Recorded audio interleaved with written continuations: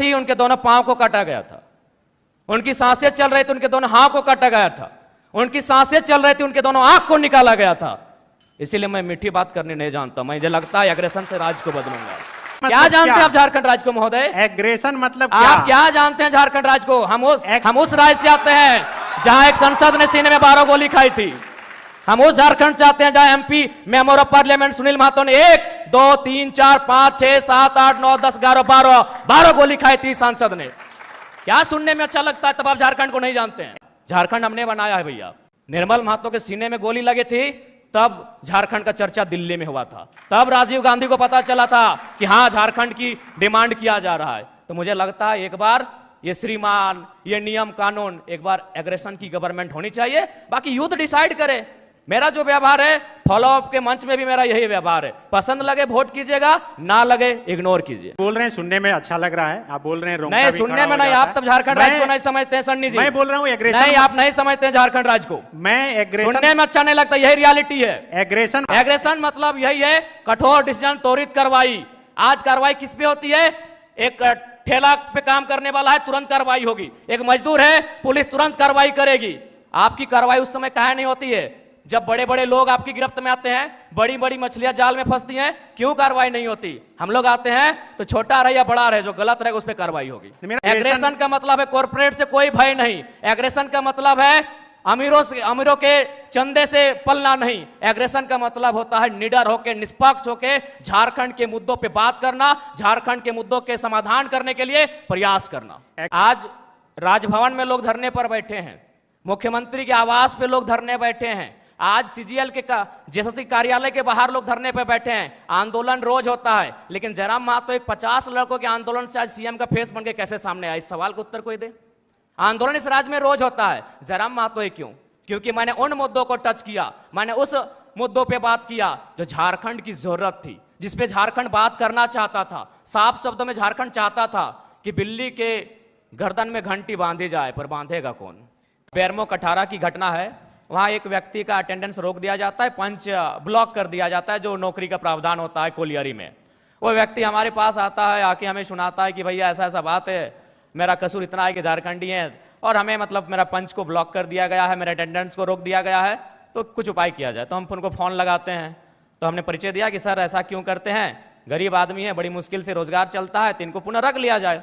तो उधर से आवाज आई कि आप कौन बोल रहे हैं? तो हमने कहा कि हम जयराम कुमार महतो बोल रहे हैं, वर्तमान में गिरिडीह लोकसभा लड़े हैं। तो बोला नहीं, आपसे हम परिचित नहीं है। तो हमें लगा कि शायद वो विधायक या सांसद की पैरवी सुनना चाहते हैं। तो मैंने इतना कहा था कि 2 महीने के बाद चुनाव है, हम बेरमो भी लड़ेंगे, गोमिया भी लड़ेंगे, डुमरी भी लड़ेंगे, अगर वहां से कोई भी सीट जीत के आ जाते हैं तो आपको दामोदर नदी में ले जाकर डाल देंगे। विश्वास कीजिए, विश्वास कीजिए, वो व्यक्ति का भी नाम बता देंगे, ऐसा नहीं हम झूठ बोल रहे हैं। 10 सेकंड में उनका आवाज बदला कि जयराम बाबू बोलिए क्या बात है। अगर मेरे इस व्यवहार से उसका नौकरी बच जाता है तो मुझे अपने इस व्यवहार से कोई कंप्रोमाइज नहीं करना है। 24 साल आपने चला लिया श्रीमान करके, 24 साल आपने चला लिया नियम कानून की बात करके। हमें लगता है कि एक एग्रेसिव गवर्नमेंट आनी चाहिए और मेरा यही एग्रेशन मुझ में रहेगा। क्योंकि मैं ना संजय मेहता जी के तर्ज पे मैं बरी से आता हूं, ना मैं चौपारण से आता हूं, ना मैं गढ़वा से आता हूं, मैं धनबाद से आता हूं। मैं एक घटना सुनाता हूं सुरेश महतो की, और विधायक मैडम बैठी हैं, हालांकि उस समय वो बहुत किस्सा पुराना है, वो झरिया विधानसभा की घटना है, वो भोरा क्षेत्र की घटना है। एक व्यक्ति है, उनका नाम है सुरेश महतो, मैं उस कौम का बेटा हूं। एक व्यक्ति थे, उनका नाम था सुरेश महतो, मैं उस कौम का बेटा हूं। उनको मारा गया था, उनकी सांसें थी, उनके दोनों पांव को काटा गया था, उनकी सांसें चल रही थी, उनके दोनों हाथ को काटा गया था, उनकी सांसें चल रही थी, उनके दोनों आंख को निकाला गया था। इसीलिए मैं मीठी बात करने नहीं जानता, मुझे लगता है एग्रेशन से राज्य को बदलूंगा।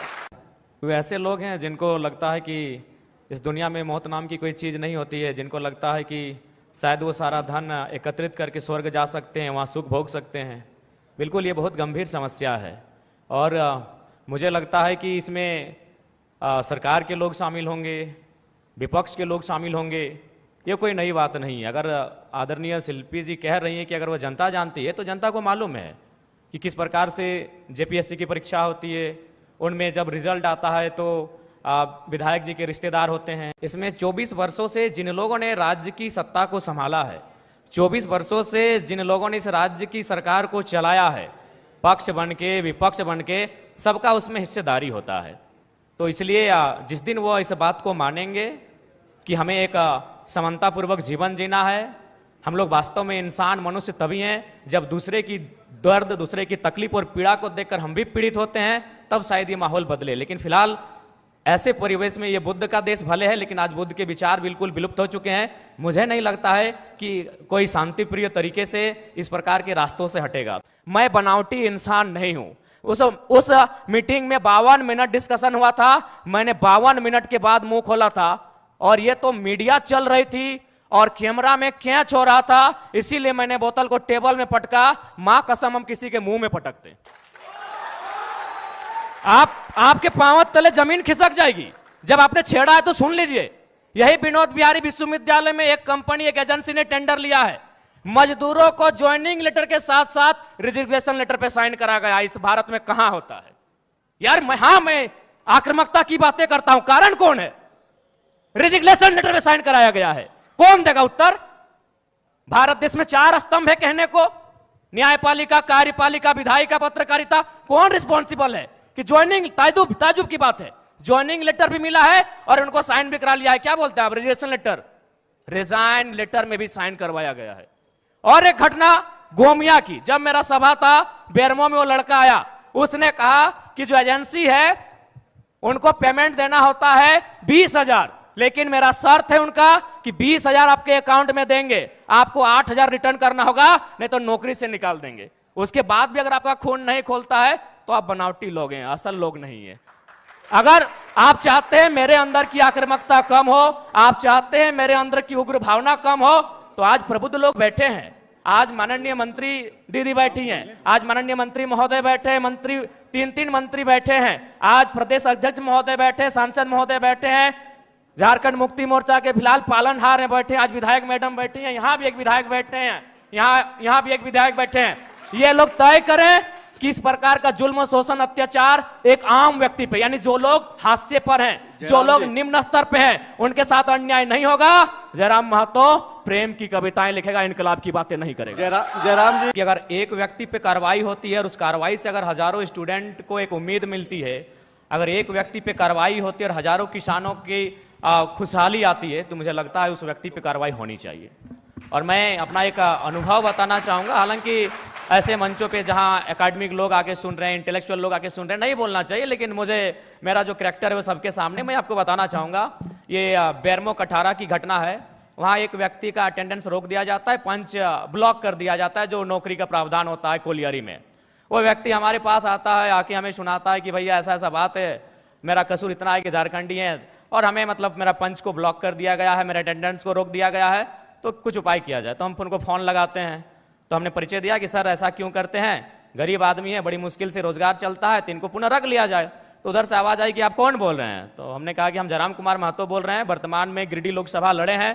तो बोला नहीं, आपसे हम परिचित नहीं है। तो हमें लगा कि शायद वो विधायक या सांसद की पैरवी सुनना चाहते हैं। तो मैंने इतना कहा था कि 2 महीने के बाद चुनाव है, हम बेरमो भी लड़ेंगे, गोमिया भी लड़ेंगे, डुमरी भी लड़ेंगे, अगर वहां से कोई भी सीट जीत के आ जाते हैं तो आपको दामोदर नदी में ले जाकर डाल देंगे। विश्वास कीजिए, विश्वास कीजिए, वो व्यक्ति का भी नाम बता देंगे, ऐसा नहीं हम झूठ बोल रहे हैं। 10 सेकंड में उनका आवाज बदला कि जयराम बाबू बोलिए क्या बात है। अगर मेरे इस व्यवहार से उसका नौकरी बच जाता है तो मुझे अपने इस व्यवहार से कोई कंप्रोमाइज नहीं करना है। अलग राज्य की लड़ाई जिन मुद्दों के साथ लड़ी गई थी वही मेरे मुद्दे होंगे। झारखंड अलग राज्य की लड़ाई में जो सोच के साथ इस राज्य को अलग किया गया था कि जब ये राज्य अलग होगा तो यहाँ के युवाओं के पास क्या अधिकार होगा, जब ये राज्य अलग होगा तो यहाँ के किसानों के पास क्या स्वतंत्रता होगी, मेरे मुद्दे वही होंगे। झारखंड जो हमारे झारखंड के नाम में ही छुपा है, झाड़ यानी जंगल, खंड यानी जमीन का एक भूभाग, और हमारी जो निरंतर लड़ाइयाँ रही हैं आदिकाल से वो इसी विषय को लेकर रही हैं। तो जब मैं विधानसभा के चुनाव में जाऊँगा, मेरा पहला मुद्दा इस राज्य में एक सुदृढ़ स्थानीय नीति का रहेगा। चूँकि मैं जिन क्षेत्रों से आता हूँ वो कोयलांचल का क्षेत्र है। आज भी मैं जब कोयलांचल से होकर आया तो लोगों ने अपनी समस्याओं को लगभग 15-20 आवेदन मेरे पास पड़े। जब मैं एक सामान्य सा बालक हूँ, मैं एक साधारण सा बालक हूँ और मुझे प्रतिदिन 15 से 20 समस्याओं को सुनना पड़ता है, जो समस्याएं होती है ज़मीन से संबंधित। इसलिए मेरा मानना है कि ज़मीन संबंधित जो कानून जो आज हमारे राज्य में हैं भी, CNT, SPT, लेकिन जो लोग सरकार में बैठे हैं उनके मैनिफेस्टो में शामिल होने के बाद भी प्रभावी रूप से लागू ना हो न पाना, प्रभावी रूप से उन विषयों पर चर्चा नहीं कर पाना, उनको संरक्षण ना दे पाना एक बहुत ही गंभीर विषय है। और मेरा मानना यही है, चूँकि मैं किसान वर्ग से भी संबंध रखता हूँ, एक किसान का बेटा हूँ, तो मेरे हिसाब से जो ज़मीन संबंधित मुद्दे हैं वो मेरे प्राथमिक मुद्दे होंगे। उसके बाद आज छात्रों की समस्या देख सकते हैं। आज सीजीएल के छात्र, जेएसएससी सीजीएल के छात्र आज धरने पर बैठे हैं। विगत जो पहला एग्जाम हुआ था उस एग्जाम में धांधली हुई, इस एग्जाम में धांधली का मामला सामने आ रहा है। तो निश्चय एक बेहतर नियोजन नीति हो और इस तरीके से एग्जाम को लिया जाए कि धांधली ना हो, गड़बड़ी ना हो, और महत्वपूर्ण सबसे कि अन्य राज्य से लोग जो हमारी हकमारी कर रहे हैं वो कम से कम रुके। उसके लिए मेरे पास मेरी योजना होगी कि हम लोग प्रखंड स्तरीय भाषा के आधार पर एग्जाम लेंगे। क्योंकि भारतीय संविधान आर्टिकल 15-16 इस बात का उल्लेख करता है कि हम जात के आधार पर भेदभाव नहीं कर सकते हैं, हम धर्म के आधार पर भेदभाव नहीं कर सकते हैं, हम उद्गम स्थान के आधार पर भेदभाव नहीं कर सकते हैं, हम लिंग के आधार पर भेदभाव नहीं कर सकते हैं, लेकिन भाषा का कहीं जिक्र नहीं है। तो मेरा मानना है कि सरकार को इस विषय पर सोचना चाहिए। हम लोग अगर सरकार में आते तो इस विषय पर सोचेंगे कि जो प्रतियोगिता की परीक्षाएं होंगी वो हमारी भाषाओं में होंगी। फॉर एग्जाम्पल, जैसे मान के चलिए कोई हिंदी का पेपर आता है परीक्षा में, उसमें एक सवाल आता है कि आंख का तारा इसका मतलब क्या होता है, आग बबूला होना इसका मतलब क्या होता है। तो झारखंड के अभ्यर्थी के साथ साथ इस सवाल का उत्तर बिहार के अभ्यर्थी को भी मालूम है, इस सवाल का उत्तर उत्तर प्रदेश, मध्य प्रदेश, राजस्थान के अभ्यर्थी को भी मालूम है। लेकिन अगर हम अपनी भाषा को प्रमोट करेंगे, अपनी कल्चर को अगर प्रमोट करेंगे प्रतियोगिता परीक्षाओं में, और वहाँ सवाल ये रहेगा, मान के चलिए मैं धनबाद के तोपचांची ब्लॉक से आता हूँ और वहाँ एक मुहावरा चलता है, पकड़ तर हाथ करे करे झाँक, ना ये राजस्थान को समझ में आएगी ना ये उत्तर प्रदेश को समझ में आएगी। इससे क्या होगा कि नियम भी बना रहेगा और हमारी जो नौकरियों में हकमारी हो रही है वो भी सुरक्षित रहेगी। के द्वारा जो एविडेंस साक्ष्य प्रस्तुत किए जा रहे हैं, तो प्रथम दृष्टि से तो यह स्पष्ट हो रहा है कि इस बार भी जो सीजीएल का पेपर है उसमें कहीं ना कहीं गड़बड़ी हुई है, धांधली हुई है। और मुझे लगता है कि पिछली बार जो पेपर गड़बड़ी हुआ था, अगर उसका जो लोग दोषी हैं, अगर वे दोषी लोग पकड़े जाते हैं, अगर उन पर कार्रवाई होती तो शायद इस बार उनका मनोबल इतना ऊंचा नहीं होता। लेकिन चूंकि आपने एसआईटी का गठन किया, आपने समय मांगा, आपको समय मिला, उसके बाद भी ये तय नहीं हो पाया है कि पिछली बार जो पेपर गड़बड़ी हुई थी, जो 28 जनवरी 2024 को जब इसका एग्ज़ाम हुआ था, तो मेरा मानना है कि कहीं ना कहीं आपका कठोर निर्णय ना ले पाना गवर्नमेंट का, आपका क्विक डिसीजन ना ले पाना उन लोगों का मनोबल को बढ़ा रहा है। हमने कोल माफिया सुना था, हमने लैंड माफिया सुना था, अब यहाँ पेपर माफिया जैसे मामले सामने आ रहे हैं। तो इससे आप इनकार नहीं कर सकते हैं, इस पर आप मौन नहीं रह सकते हैं, ये तो आपको तय करना होगा, इस बात को आपको मानना होगा। क्योंकि पिछली बार हमारे ही 15 साथियों पर एफआईआर हुआ था, आज भी उस मुकदमे के कारण हमारे प्रत्याशी रांची के हमारे आदरणीय देवेंद्र जी जेल गए, उसी मुकदमे के कारण गए थे। तो जाहिर सी बात है वो हाईलाइट तभी हुआ जब हम लोगों ने प्रोटेस्ट किया। उस प्रोटेस्ट के परिणाम स्वरूप उस समय मुख्यमंत्री माननीय चंपई सोरेन जी थे, एसआईटी का गठन हुआ। लेकिन आज परिणाम और निष्कर्ष आपके सामने क्या है, यानी आप लोग उन माफियाओं के मनोबल को बढ़ाने का कार्य आप स्वयं कर रहे हैं।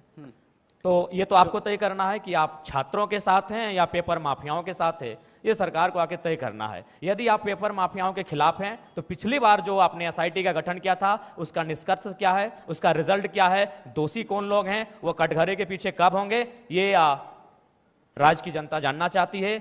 सीजीएल जेएसएससी के तमाम 6 लाख अभ्यर्थी जानना चाहते हैं। बिल्कुल, सूर्या जी से यही सवाल रहेगा, आप सत्ता के में भी रहे, पिताजी ये के तरफ या इंडिया अलायंस के तरफ? हम लोग अकेले ठीक हैं सर। चुनाव के बाद भी?